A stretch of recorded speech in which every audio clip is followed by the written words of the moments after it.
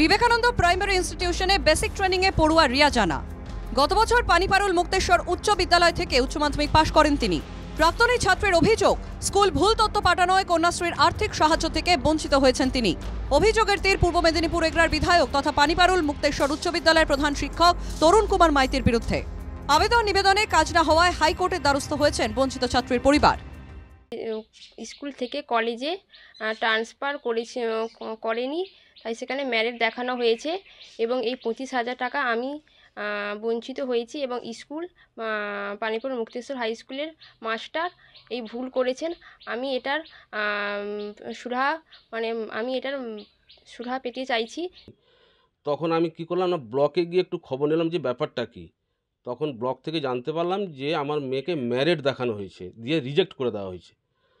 তো তারপরে আমি এসে স্কুলে যোগাযোগ করি যে স্যার এরকম করলেন কেন। তখন বললেন যে ঠিক আছে, সেটা আমরা দেখছি। এই দেখছি বলে আজকে আমাকে অনেক দিন ঘুরিয়েছে। তারপরে আমি ব্লকে যাই, ডিএম অফিসে যাই, এমনকি আমি বিকাশ ভবনেও জানিয়েছিলাম আমার এই সমস্যা মেয়ের। বঞ্চিত ছাত্রী রিয়া জানার পাশে দাঁড়িয়েছে বিজেপি। পদ্ম শিবিরের দাবি, ছাত্রীর পরিবার বিজেপি সমর্থক, তাই এগরার বিধায়ক ইচ্ছাকৃতভাবে ভুল তথ্য পাঠিয়েছেন যাতে কন্যাশ্রীর তালিকা থেকে ওই ছাত্রীর নাম কাটা যায়। চাইলে ওটাই হেড স্যার করতে পারতেন, কিন্তু এটা ইচ্ছাকৃতভাবেই করেননি। কারণ আমরা জানি উনি যার এটা বাতিল হয়েছে উনি রাজনৈতিকভাবে আমাদের ভারতীয় জনতা পার্টির সাথে ওনারা যুক্ত এবং ওনার পরিবারের একজন আরএসএসের সদস্য রয়েছেন। তো সেটা ওনারাও ভালো করে জানেন। তো সেই কারণেই আমার যেটা মনে হয়, সেই কারণেই অনিচ্ছা।